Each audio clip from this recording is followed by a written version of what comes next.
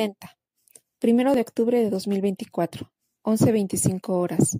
Claudia Sheinbaum Pardo es primera mujer en asumir la titularidad del Poder Ejecutivo desde que se conformó el Estado mexicano en el año de 1821. Es la quinta presidenta emanada de un proceso democrático organizado por un instituto electoral ciudadanizado. La sororidad previa y posterior a la toma de protesta con la que representantes de la política, academia, industria, finanzas y la sociedad en general nacional e internacional ha sido unánime. En su primer discurso agradeció la presencia de los 105 representantes de estados nacionales y de 23 organismos internacionales. Continuó recordando que 19 años atrás en ese recinto se discutió y votó por la legislatura lo que a su dicho fue un atropello dirigido a López Obrador, en ese entonces jefe de gobierno del Distrito Federal, a la libertad de a su lucha por la democracia y un intento anticipado de un fraude. La recién jurada presidenta evocó las palabras de Andrés Manuel López Obrador en la comparecencia de lo que ella denominó juicio de desafuero. Ustedes me van a juzgar, pero no olviden que todavía falta que ustedes y a mí nos juzgue la historia. Con esta primera alusión de quien deja el máximo cargo público, mi mente se trasladó a ese momento. No fue un juicio de desafuero, sino el procedimiento para la declaración de procedencia, dispuesta en los artículos 25 a 29 de la Ley Federal de Responsabilidades de los Servidores Públicos. Tampoco fue una afrenta a la libertad, a la democracia y mucho menos un intento de fraude anticipado como lo menciona la primera mujer que asume la presidencia en México. El origen de este procedimiento se encuentra en la expropiación en el año 2000 del predio El Encino, localizado en Coajimalpa. Una sucesión de desacatos e inicio de obras en el paraje en litigio por el gobierno de López Obrador para propinar una vía alterna que diera acceso al hospital ABC. No obstante, de las sentencias de amparo, suspensiones provisionales y definitivas, se mantuvo en desacato el gobierno del Distrito Federal y las obras continuaron. En septiembre de 2023, la Sala Segunda de la Suprema Corte de Justicia de la Nación, por unanimidad de votos, resolvió dejar sin efecto la resolución judicial por la cual se ordenaba cesar los trabajos hechos en los predios expropiados de El Encino.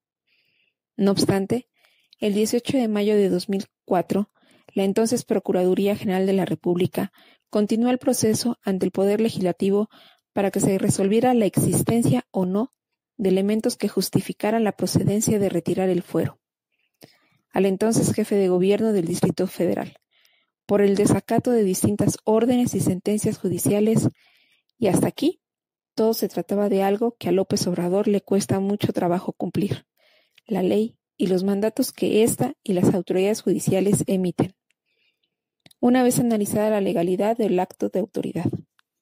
En esta trama, sin duda, la política, las intrigas y los alineamientos partidarios no dejaron de estar presentes para crear narrativas ad hoc que atiendan a los intereses de los ideólogos encumbrados en mártires de la democracia, cuando en los hechos se trató de la consecuencia natural por el incumplimiento de un servidor público a los mandatos a los que se encuentra sujeto, y que asumiera la responsabilidad por el deber incumplido o con defectos. Qué triste que la primera mujer que hoy representa al Estado mexicano iniciara su gobierno con un hecho tan inexacto, y siguieron otros. Qué penoso que se piense que los mexicanos no tenemos memoria o no conocemos nuestra historia. Qué peligroso es pretender hacer historia con otros datos. Porque como hoy, que existe una publicación en redes sociales que da cuenta de la realidad, ayer los periódicos, libros, videos, audios y testigos ciudadanos dan cuenta de esa otra época en la que se construyó una alternancia política, democrática y ciudadanizada. Es tiempo de transformación y es tiempo de mujeres, sentenció la presidenta ante el Congreso de la Unión. Contradictorio, porque dejó claro que es la segunda generación de la llamada 4T. Por ello reprodujo lo dicho en los anuncios publicitarios del gobierno saliente y el decálogo de López Obrador de lo que son los principios de esa, su transformación. Su voz la ocupó para pedirnos a los mexicanos aceptar los hechos y datos inexactos, porque a todas y a todos les ha ido mejor. Aceptar es un acto de voluntad personal. Los protagonistas de la historia nacional que enunció en su discurso no aceptaron los hechos y datos de quienes detentaron el poder. Ellos analizaron, cuestionaron, interpelaron y se rebelaron ante los mitos y engaños creados para mantener un pueblo aletargado bajo la promesa de que basta estirar la mano para que ésta se llene de billetes.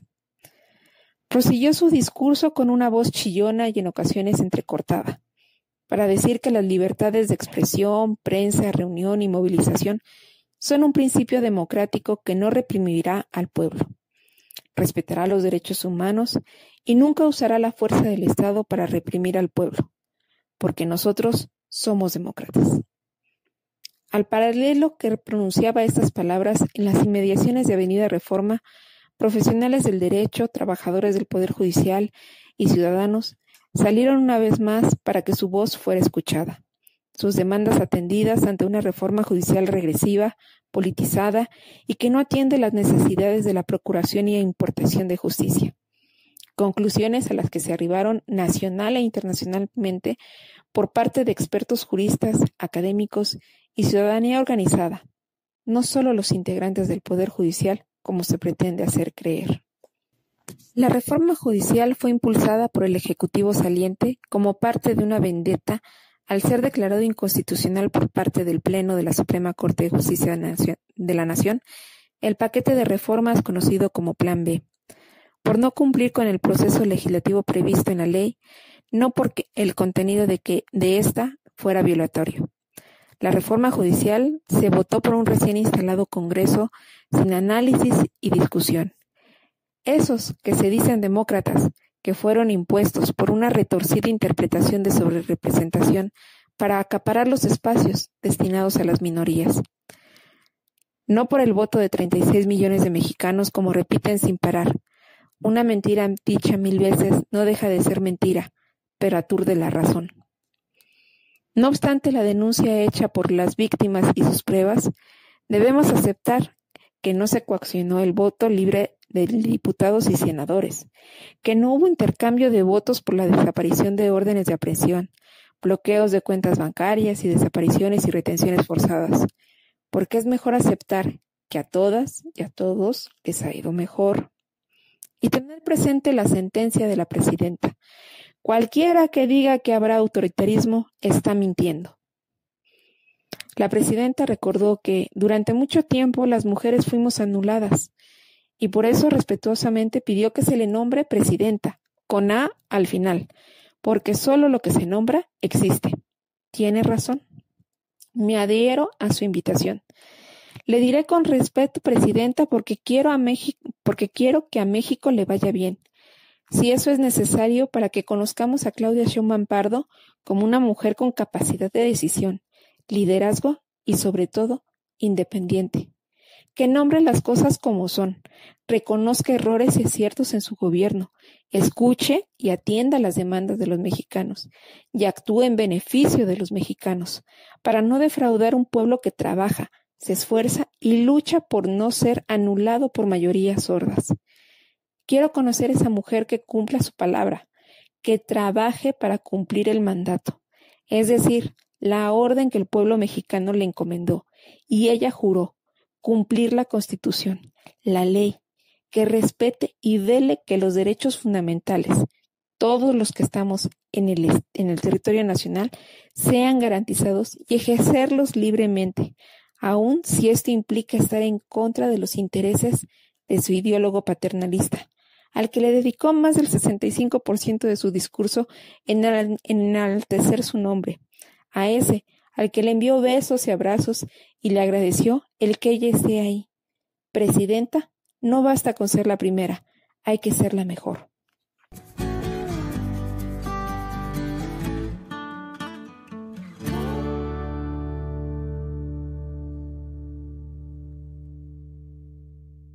Recuerda que puedes escuchar esta y otras columnas de opinión en comentariodeldia.com, en las plataformas de Spotify, Apple Podcasts, Google o Amazon, y por supuesto no se te olvide seguir a @comentariodd en Twitter, Instagram y Telegram, y a @comentariodeldia en Facebook y YouTube.